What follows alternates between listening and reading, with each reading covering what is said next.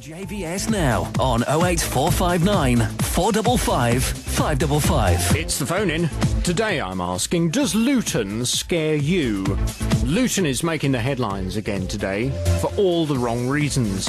A house in Luton has been searched as part of the investigation into Saturday's bombing in Sweden, in which one man died, police have said. It follows the suspected suicide and car bombing in Stockholm. The man killed by the blast is being reported as a 29-year-old who lived in Luton. It's not the only reason Luton's in the headlines today, though. It's also been revealed that the American pastor who threatened to burn the Quran has also been invited to Luton to preach. The indications that extreme views are prevalent in Luton are yet again present for all to see. It's something that many people find scary. But does Luton scare you? Jonathan Vernon-Smith. BBC Three Counties Radio. 08459 455 555. A Swedish prosecutor has said police believe a man who lived in Luton set off 2 bombs in Stockholm on Saturday. The suspect died in the attack. He was 29. The police have searched his property in Argyle Road, and now the world's press are camped outside. This man is one of his neighbours. Police blocked off the road and stuff, and they raided the house as far as I know. Asked the police officers, obviously they didn't tell me anything about the situation. But there was journalists here, police here, everything last night. Us Muslims is all about peace, we're all about tranquility, living with peace with others, treating people with equal rights and everything. This is extremism, people who go out, suicide bombing, stuff like that. This is nothing we believe in at all. It's not our faith. Our faith is to treat everyone equally, no matter who you are, what colour you are, what race you are, where you come from, what your background is. Everyone is equal. You live in peace. You treat everyone the way you want to be treated. That is all Islam is about peace. The leader of the political party UKIP, Nigel Farage, says part of the problem is people from different backgrounds living together in close proximity. We know from the history of Belfast that when people live in the same town or city but in completely different societies, it's a recipe for trouble, and I suspect that some of that explains what is going on here in Luton. Had migrants that had come to Britain been spread fairly evenly across the country, because they come in numbers that we could assimilate within a reasonable period of time, I don't think the problem would be anything like as bad as it is. But people living in Luton have a variety of different views. I mean, it's quite a scare. I reckon it's a big shock for everyone as well, because, we live in a nice little community here, and we've never had anything like this happen before.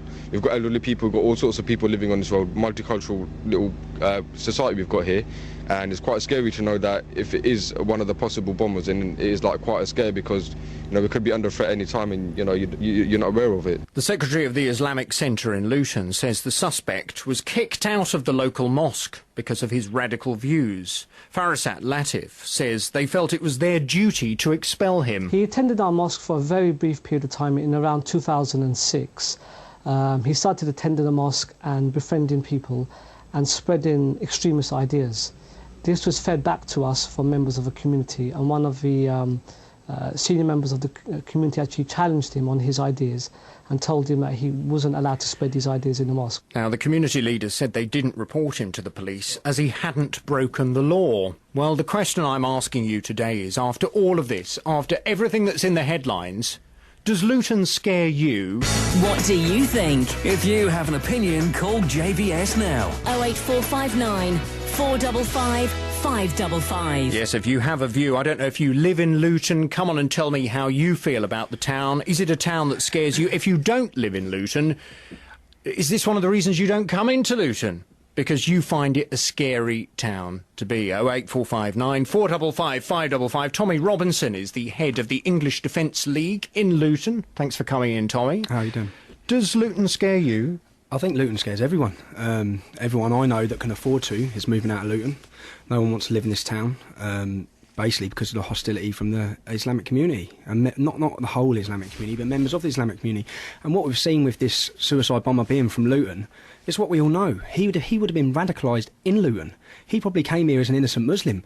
He attended Luton University. Every single Freshers' Week, Islamic groups have stalls set up promoting hatred and recruiting during Freshers' Week at Luton University. This is probably where he was recruited. Yeah, but Tommy, you know, on one hand, yes, there's no doubt about it, there are Muslims that become extremist. But then could it also not be said that your views are quite extremist as well? Because for your average Muslim living in Luton, they're just nice, normal people wanting to rub along next to everyone else. But you whip up the hatred on the other side, don't you? No, we don't. Why don't these average Muslims that are against extremism, why don't they do something about it? Why don't they come out and do something about it? Why don't they get down Freshers' Week and protect our youth that are attending that university from being radicalised and recruited? Why have they still got stalls set up after Friday prayers outside Big Yellow Storage Company? Why are they still in our town centre on a Tuesday afternoon handing out their promoting their hatred? The Islamic community keep coming out and saying, we disagree with it, we don't agree with it, we condone it. Do something about it, don't condone it. Let's see you do something about it. Yes, but I'm quite sure, and we'll be talking to representatives from the Islamic community in Luton, I'm quite sure that they will argue that they are doing everything that they can do. No, they're not. Yes, but how do you feel that your actions are helping? Because we're highlighting the issue. How many times are we going to have to say, I told you so? But have Luton Borough Council keep wanting to brush it under the carpet. We're a town in harmony, there's no problem. No, we're not. There's a massive problem. The problem's embedded within the Islamic community, and we want something done. Because I will sit here again and probably say to you within the next year, we told you so, when there will be links to militant Muslims and bombings and extremism and terrorism from this town's community. Well, no, the next time you're sitting here will probably be the next time that you and your cronies all get together in Luton versus sections of the Islamic society that feel totally picked on, and we end up having another row that makes all of the headlines. So it then hits that, you know, there's all the Islamic community are the victims again, and we're not. We're the perpetrators. We want to hold a Listen, rally. have you looked at the pictures in the Daily Mail today of members of the EDL? If you're telling me that they don't look threatening and hostile, then I'm sorry, we're looking at different pictures. Because they had their faces covered, the equivalent of the burqa. If that doesn't look hostile and threatening, we've had 4 armed robberies in this town by people wearing burqas. It's a serious threat to this community.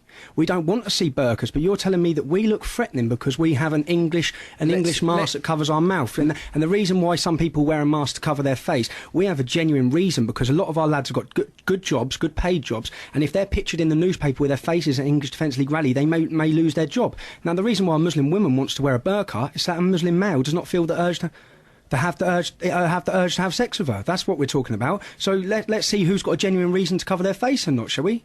I think that we have more of a genuine reason to cover our face than any of the Islamic community do, walking around in and out of banks. Listen, when I looked on the Daily Mail website this morning and I saw the pictures of the English Defence League, those masks that you are wearing, I don't know if you are one of the people wearing. Do you have one of those masks? I don't wear a mask. Right, okay. Well, I'm not fearful of my job. That's why. Those masks, in my opinion, look extremely threatening. Okay. They are designed they look like Hannibal Lecter kind of masks. We're talking about English lads wearing a mask who are worried about losing their job. But we should be here talking about the Muslim who's just blown himself up, who was radicalised in this town, who actually lives on Argyle Avenue where my family live. He has 2 children. I have nieces that live on that street. My children are probably at the same school as his kids. This is the point I'm trying to say. How many people do you think agree with him? How many people agree with his view? Because his view... His view is that he wants a caliphate state for Islam to dominate the world. A lot of Muslims agree with that. 37% of British-born Muslims want Sharia law. 37%.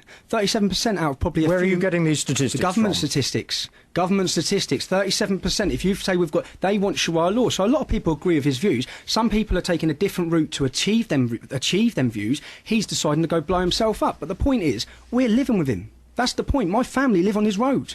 We are living side by side with these terrorists. Do you think that Luton is different to other towns? No, I think Luton, MI5 said Luton is the biggest hotbed in this country for Muslim extremism. It's the biggest hotbed. It's not being tackled. It hasn't been tackled. No one's doing nothing. You've got that Latif coming out from the mosque saying that, well, we kicked him out of our mosque. Well, there's no proof for that. And at the end of the day, why didn't you report him? If he was going with extreme... Maybe this bombing and the person that's died could have been stopped if he was reported by the members of his mosque. Tommy, thank you.